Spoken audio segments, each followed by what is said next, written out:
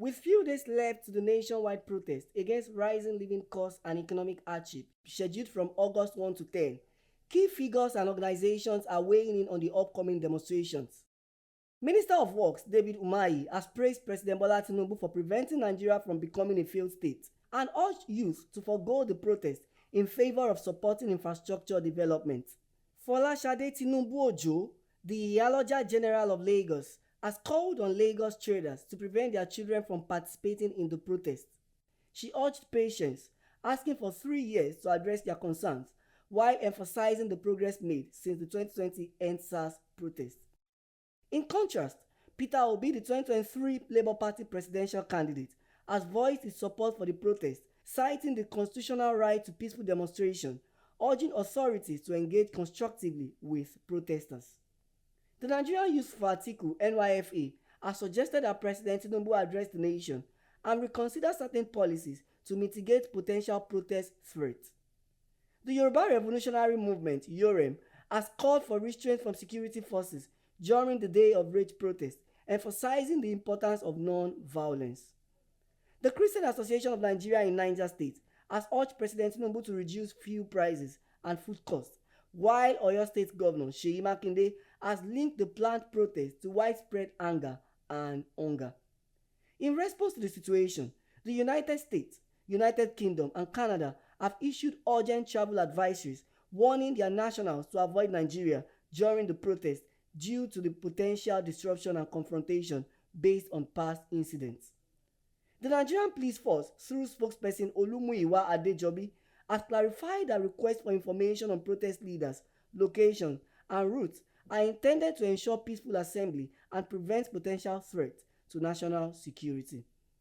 As Voice of the People TV, we are on the street to gather public opinion on the upcoming nationwide demonstrations. There's nothing bad for the children or adults to protest in order to alert the government for what is going on in the country. The hardship is too much. Look at me now, at least as far as I am. To eat once a day is very hard. Instead of where to using transport, I will use my leg, I will trek. Because there's no money. The hardship is too much. So it's not that maybe we are fighting the government. We are not fighting the government. We are appealing to the government to do something better so that better will reach each of the community. Protest is not the way forward, because we know how it always ends. It's always going to be hijacked by all these bad boys, and to end up being a violence. We know how the last protest went. We know what it did. We know how the violence was so high. So if the government can do the needful, revisit their policies, reduce this burden on people, you understand? That's the best way if they can do it, because people are really lamenting. It's really, really hard on people. It is right within the rights of the people to react through peaceful protests, not any other kind of protest, peaceful protest.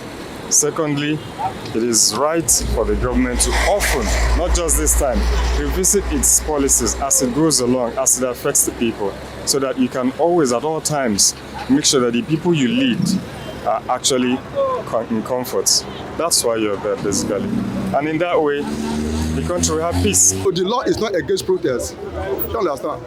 The man that is there today is there because he's an activist. He cannot say that protest cannot commence. You understand? Protest must surely commence.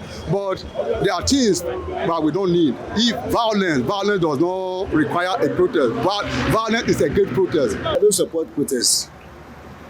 I don't support violence. Anything violence, problem in any country, in anywhere, lead to bad thing.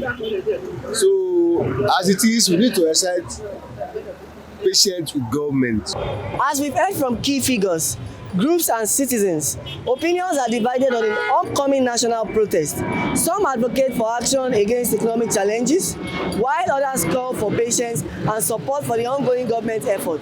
We will continue to monitor the situation and provide you with comprehensive coverage of how these protests develop.